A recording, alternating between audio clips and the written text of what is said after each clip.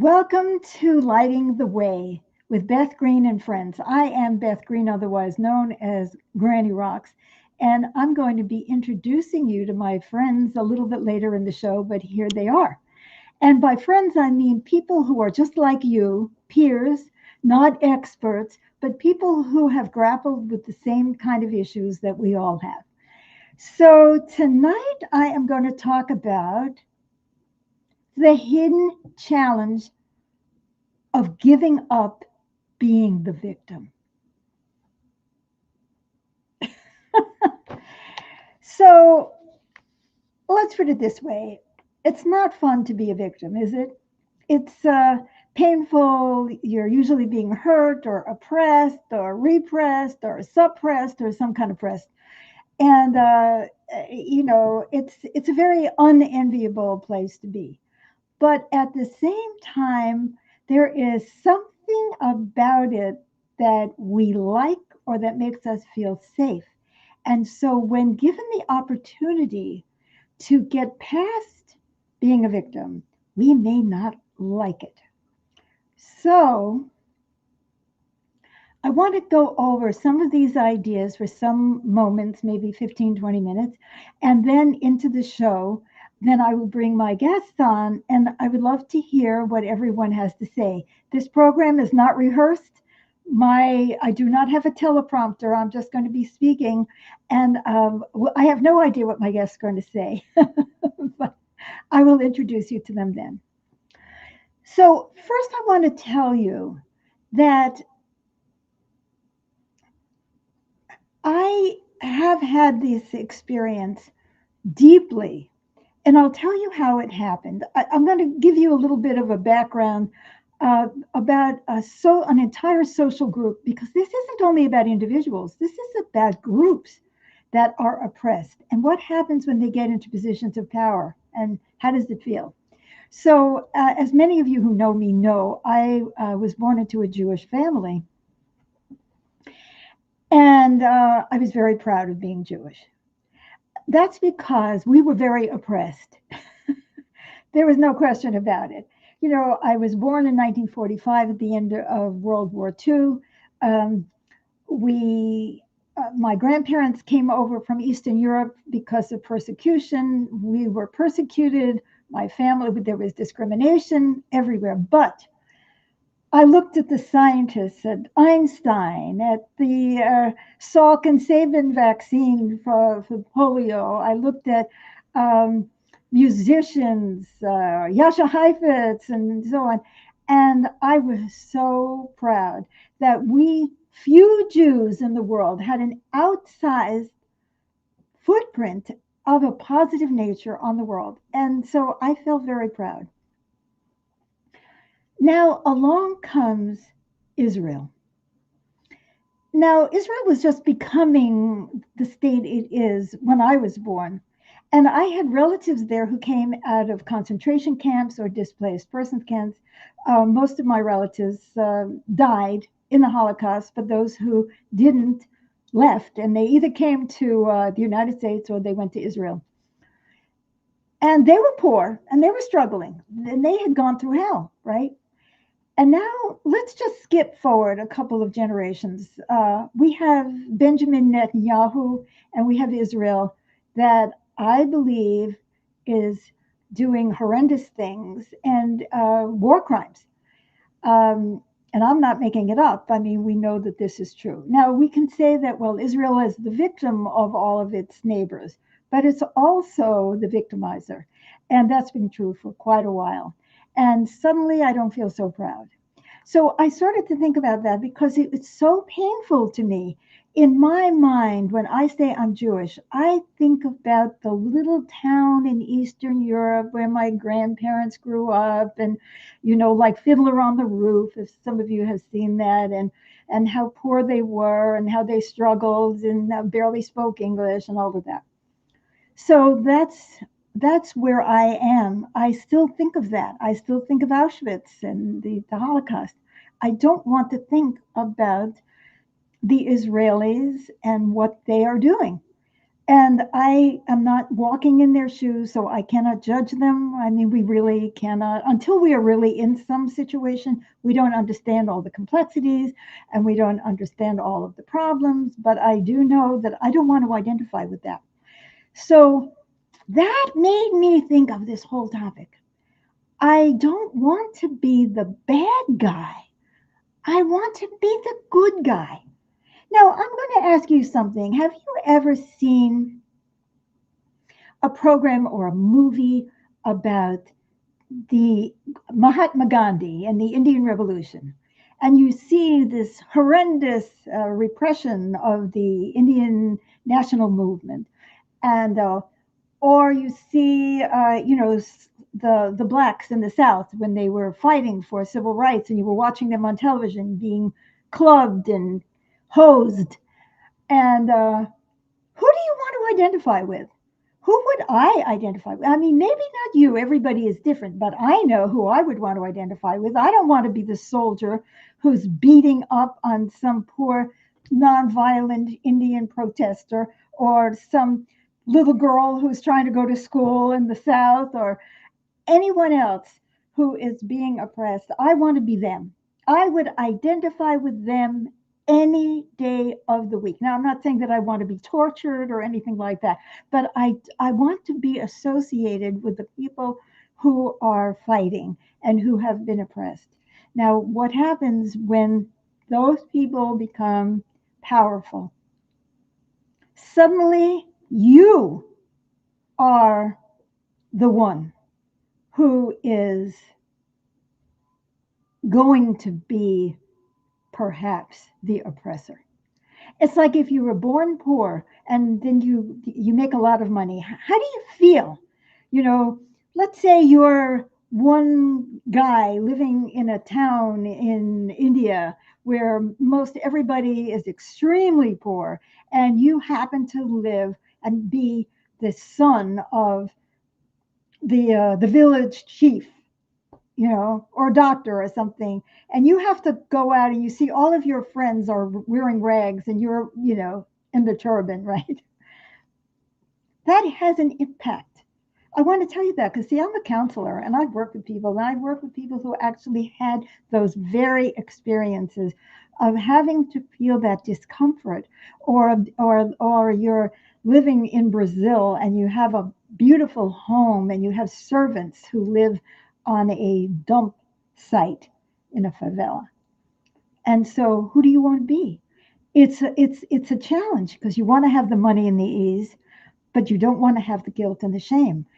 Shame is one of the emotions that is most hard to live with.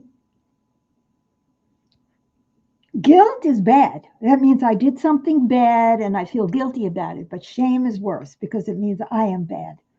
And so I see that people who are powerless don't feel that same shame about themselves. And then what happens when you are in that position? Let's say you're the poor worker, and suddenly you're not the poor worker anymore, and you start to become the chief. You become the guy who hires you.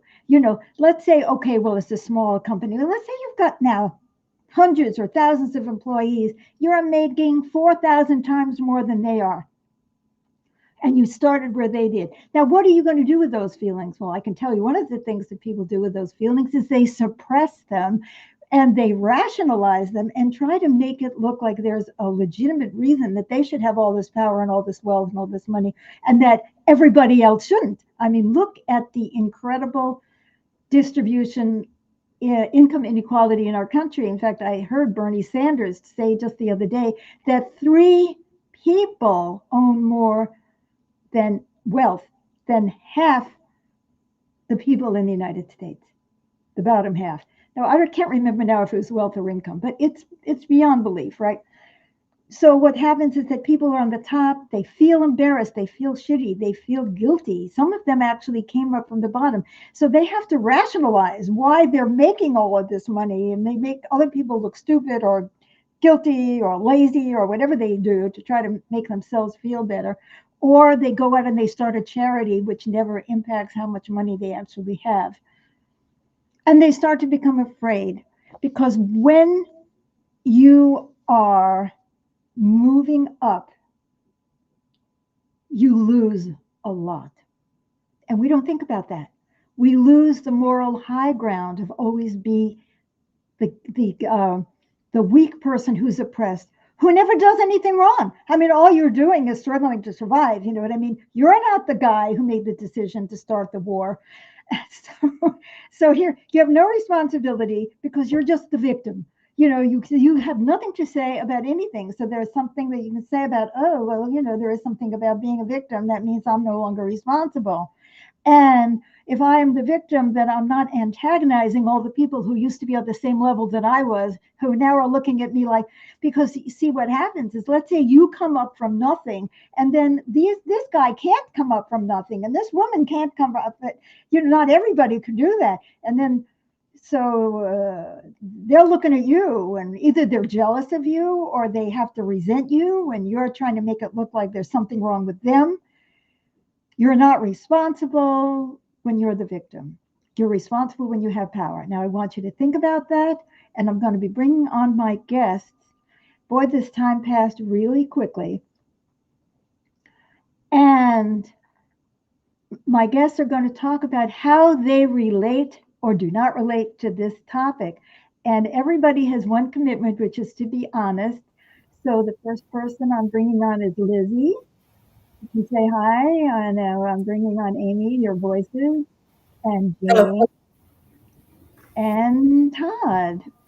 So we have Lizzie, Amy, James, and Todd joining me. And so I'm throwing out the topic. Do you know what I'm talking about? What does it feel like when you really have to face the possibility of making money or having power and leaving the environment that you come from? So who would like to speak first? Okay, I see James and Amy. Am I on mute? No, Oh, nobody's on mute. Okay. I just want to share about it on a personal level that I spent a lot of years of my life playing victim to how my parents treated me. And of course, this absolved me from any responsibility for what I did to make them angry at me. And particularly, my mother had an anger problem, and she was angry a lot. And so I got angry back. Well, then, as life went on, I would have relationships with women. I'd get married. And I became the victimizer because I carried anger toward women, carried over from my anger with my mother. And so I wound up feeling a certain amount of shame and embarrassment around that. And thanks to the healing therapy work that I've been doing, a lot of that's gone away, and I feel a lot more understanding about what happened with my mother and with my father. And so I've had to take accountability for what I did and also what I've done in recent years in my relations with women, as well as with men. With my father, I feared him. And so I carried a fear of men. And so that helped me to stay in a victim role with regard to men. The only way I could be a victimizer there was by picking on my younger brother, who was a year younger than me, or every now and then outcompete some other males in some sort of competition. Otherwise, I was more the victimizer in the close, intimate relationships. So are you saying then that you like being in that role, but you like the power, but you don't want to see yourself that way? So you want to have the power and yet still see yourself as you don't want to be in the position of the woman. Oh yeah, anytime I'm called to account for my behavior, I immediately play victim. That's right. You got angry at me, didn't you? It's on you. That is such a wonderful insight that you're bringing into this conversation, because you can both be in power and play the victim at the same time so as to avoid ever feeling guilty or responsible. Bravo, James. That was very, very helpful, I think. I don't think you'll ever forget this moment. So there's blame. You blamed your parents, and then you got to play the victim, and yet you went for the power. I love it. Thank you so much for sharing. Amy, you had your hand up next. Oh, I'm not You're on hearing mute. Amy. You're on mute on your side, I think. Must be on your side, Amy, because I've got you up. Your volume is up. Sorry, I Okay. did have it on mute too. Sorry. Yeah. No, you don't have I'm to not sure I'm mute answering your yourself. question. Well, maybe No, I'm you're not not asking that. the I'm saying, next person. wait a minute, do you not hear me? Yes, We hear we you. hear you. Okay. Go What I'm ahead. saying is, on raising my hand is not, I don't think is answering the question that you're asking about. How did you feel when you went from being powerless to having some power? I had some other things I wanted to share. So if that is the question, then it's not me. Okay. Well, what I'm talking about is the blocks we have to giving up being the victim. Well, okay. Well, that I can answer. Well, then that's what we're talking about, and you can bring in your part. Yeah. Well, when I feel like I'm the victim, I feel like I have a free pass to say or do anything I want. I can get mad, get angry, hurt people, anything I feel like doing, not do things. Like I can be like a baby, a kid, do whatever I want. It's not my fault. You made me a victim. The trouble is, though, then things that really I want to get done don't get done because I'm only looking at power from a negative perspective. To me, power means most of the time, my association with being powerful is being dominating or hurtful. And I don't look at being powerful as getting certain things accomplished or managing in a situation that's difficult or proving that I'm capable of something, because then I may be expected to do it again or whatever it might be. I only look at it from a negative perspective. So I don't want to be seen that way. And so I tend to take the victim side of it, the powerless side. Very important what you're saying. You're and then be angry really, about it. Yeah, Because nobody. You're bringing out what you are identifying with power. And I'm afraid that I'm going to look that way. And yet that's exactly how I look when I'm feeling powerless. I'm manipulating and doing all the things that I think are associated with being powerful, but somehow feeling like I'm justified, though, if I'm the victim. Yeah. And so I end up feeling bad about myself, not getting things done that need to get done, wanting to sleep all day, which is what's been going on for the last couple of days, because there are things that are staring me in the face that I'm not wanting to look at. And I even wrote you a note about this because we had a discussion about this earlier today, that they seem confused, that the two seem collapsed rather than distinct. Being powerful and being powerless, I've got them collapsed. Because you act powerful when you're acting powerless. No, that the negative association I have with powerfulness is what I'm actually doing anyway when I'm feeling like a victim. It's just that I feel that as a victim, I have the right. Right. Okay, I don't know the way out of that. I don't see the. And not only that, it's throughout our society. I mean, that's how you get people to agree about how their bosses are victimizing them, how the government is, how they're everything, the health system, whatever it is. We all bond around being the victim. Mm-hmm. It's like second nature. And I also have the same background you do. Mm-hmm. And I felt the same way, that I was proud of, despite all of the negative treatment over the millennia, look at all the wonderful things that Jewish people have accomplished, until it turned into looking like war crimes. Then all of a sudden I want nothing to do with it. Right. It's like, where's the in between? It's like there's no. It makes it look black and white, and there's got to be a gray zone in there, and I just don't know what the access to it is. Well, I think you've said a lot of really important things, and you're talking about the personal power part of this, about I don't want to, or this is how I'm interpreting what you're saying. I don't want to have the power to go out and do things because I have that associated with negative behavior, negative consequences, negativity. I don't want that. And yet what you're saying is you're kind of in that trap, because when you are powerless and act powerless, you're actually doing the same kind of behavior. I think that's a very important Right. Except with what I think is a justification, and other people would agree. Whereas when you're powerful, you're kind of by yourself, because a lot of people are, like you said, jealous, right. frustrated, whatever. They wish they could do the same thing.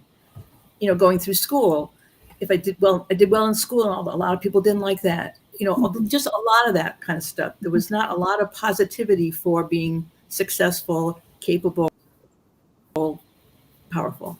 That's right. Well, thank you. That was very interesting, and I think really broadened the discussion. And I think as a woman, particularly, has also a lot of other stuff about being powerful and how that makes us, Oh yeah, don't be too smart. Men don't like smart women. Yeah. Don't. Right. So thank you, Amy. What I was saying to you before is that you don't have to mute yourself. Hey guys, this is a new thing for us. So. No, I know. I did from earlier by mistake. Right. It's okay. So, all right. And so who is next? Lizzie or Todd?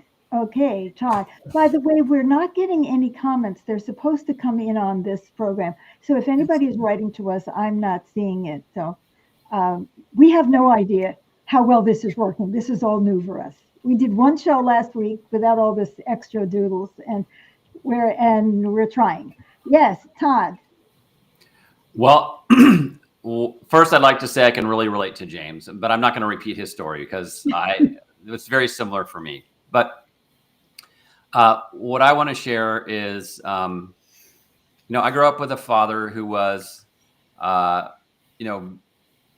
traditional in terms of spanking, and then untraditional in terms of being like over the top with violence, in terms of the way he spanked me, and just sort of brutal at times.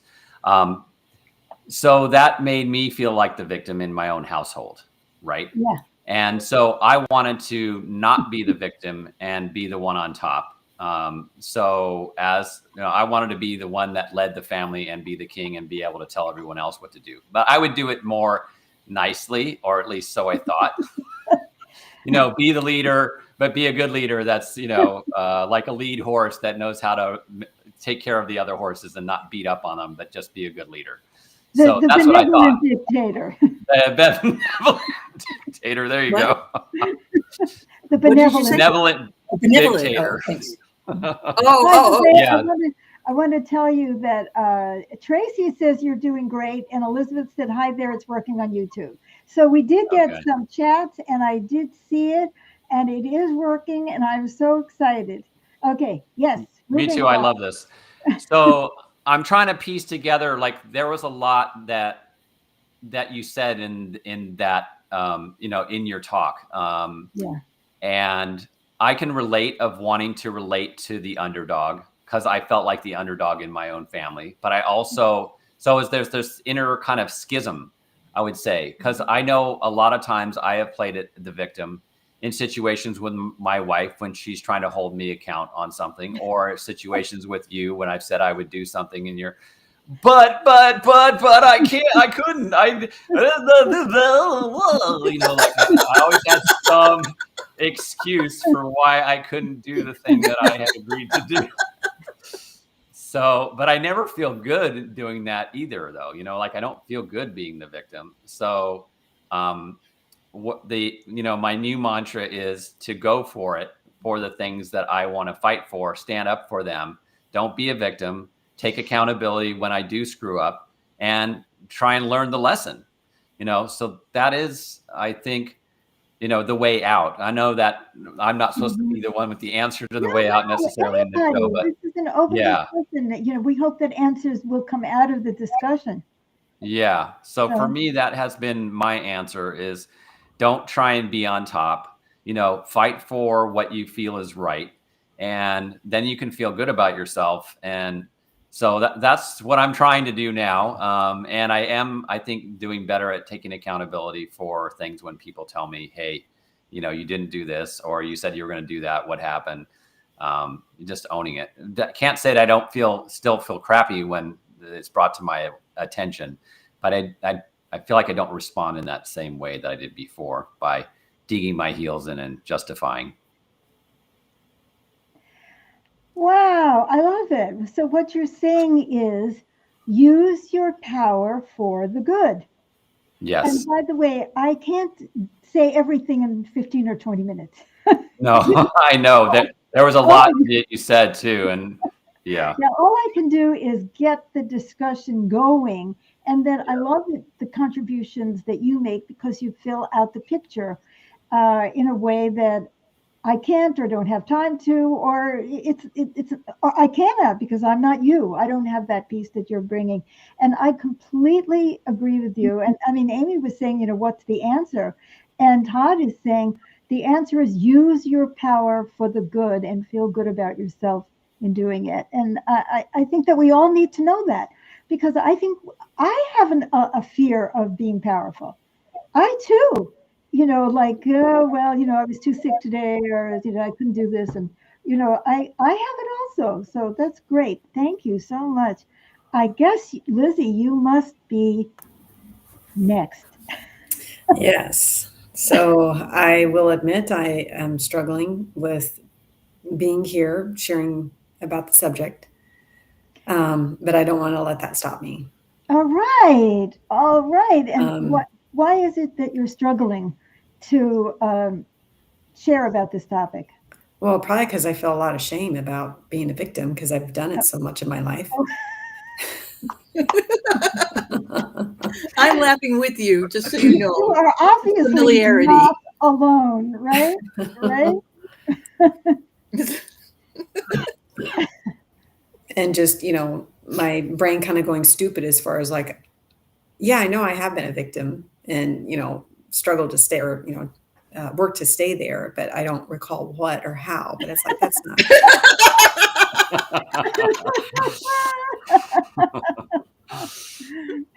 So I am the youngest of 9, and I was always seen as the baby. And so that really stuck with me for the longest time, and it still does. And, doing this kind of work has definitely helped me. But, taking the victim role, I don't have to be responsible for things. But that last little bit that was just being shared, what was it? It's like thought about using your power for the good. Yeah, something around that, but it's relating to my current position as a physical therapist and how I can look at my other coworkers or people in the area and be like, I find ways for me to feel weak when I compare, and then I'm not anchored in myself. I'm not grounded. I'm not like, I'm not saying I know everything about, every case I work with, but I'm not utilizing my power as much as I could. So I'm just now realizing I think I still am playing a victim there. Mm-hmm. And I feel not good about it. Mm-hmm. Makes me want to cry.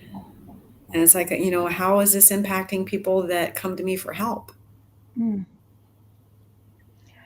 I love what you're saying. Obviously, you're not having trouble relating or sharing something important. No, not having trouble relating, but just really, my gut is just, I want to throw up right now. Well, that's good. Sometimes we should want to throw up from our own behavior. But but I think what you're saying, you're talking about something that so many of us do. The specific thing you said at the end is so important. We compare ourselves to others unfavorably. So that makes us look bad. That makes us look powerless, which is part of the whole victim thing, you know. And so then, as a result of that, we get to just crawl into a hole and not give what we have. And the opposite of being a victim is being empowered. And being powerful doesn't mean oppressing other people. Being powerful means having some power over our own reactivity, which we are all trying to do here. And being powerful means kind of regulating ourselves and offering the world what we have, regardless of our fears. And you're so right that when we, that's a great connection you just made, that when we compare ourselves negatively to other people, we are disempowering and victimizing ourselves, which stops us from being the blessing that we could be. Mm-hmm. Oh, and Ashok says, my mystic soul drinks the nectar of music. It helps me to be healthy in my life. It heals me and my worldly wounds. Well, as you can see, though, Ashok, tonight I'm not playing the piano, but I'm glad you brought that up because, first of all, if you are on Facebook, would you please like or love this show? And would you please follow the page? That's really important. And if you're on YouTube, would you please give us a thumbs up and subscribe to our channel and click on the notification bell so that you'll be notified. And because we actually live stream twice a week, and Thursday nights, which is tomorrow at 7 p.m. Pacific time, James and I will be live streaming Magical Improvs. And we hope with the Kindred Spirits Band, which is us, and we hope to be making beautiful music tomorrow night. And we hope that the internet doesn't crash like it did last week, where everything went wrong. And I've been working on everything, and I don't know how it's looking on Facebook and YouTube, but I hope it's looking good. It's looking good here, but you see, we can't really tell. And that the sound is working and all of that. So thanks for reminding me. And please share this show. It is an act of self-empowerment and courage to share this program with other people who might not have these thoughts in their minds, but really need to hear this message, because everything we talk about is something that is so common. This is humanity. We are not especially bad people, like Lizzie was talking about feeling ashamed. You don't have to feel ashamed. You can say, oh, yes, I do that too. And we're all together in this. And that's the way life is. So, yes, James? Yeah, I'd like to share something else. I used to be a practicing attorney. And when we had a personal injury action, whoever could play the victim the most would come out best in the case. Wow. And it's the same on the societal level, where a politician's running for office. If they can play, oh, we are the victims of what they are doing, they get more votes. Because so many people identify with being victims that if you appeal to that, then you get votes from that angle. Right. As opposed to, okay, what are we going to do about the world we live in? What's our part and what can we do? So I think it's about time for us. Yes, Amy, something quick before we go. Well, only that I've been knocked out for the last 2 days, like I mentioned, and I didn't know what was going on, if it's depression or what it is, because that's a possibility. But it occurs to me that it's just disliking so much how it feels to be focusing on being a victim that I don't want to be aware of it at all. So I go to sleep. Because it's so annoying and irritating to be in the victim role. As much as I like yelling and being mean sometimes, it still doesn't feel good. It doesn't feel good the way getting something accomplished does. That's right. And somewhere I must have it, and I'll leave it for our later discussion, that somehow being capable and being seen as capable, I will now be asked to do things I cannot possibly do, and it's going to end up badly. So Oh. better to be stuck in victimhood and how icky it feels than to be out on a ledge where you can't manage something. I'm so glad that you added that piece. You know, we could go on forever. There's so much, Yeah. but I'm so glad that you added that piece because it is extremely important that we realize that one of our fears about becoming powerful is just what Amy said, that we are going to be asked to do something that we feel we can't do, or that people aren't going to like us for, which is the other thing. Yeah, I can do it, but people are not going to like me for doing this. Maybe we do have to cut the budget, or maybe we do have to lay off people, or maybe we do have to say no to our addict daughter, or maybe we have to do something and it's like, oh, I don't want to be the bad guy. I don't want to look like the bad guy. And so, or that we just literally cannot do something. And then we just say, thank you. I just can't do that. That's one thing I cannot do.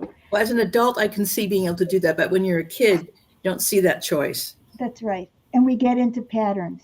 So I think we better close up for tonight, but I have enjoyed this program very much. And I hope that it played well, you know, on the internet, and we didn't have any major problems, and we didn't get knocked off 10 times. And I actually brought some music in, but I was so afraid to play it earlier because I was having problems with the internet. So what I'm going to go out with music and invite you to come back next Wednesday for Lighting the Way with Beth Green and friends, right? And we'll go out with I like this. minutes of music. Thank you. Okay.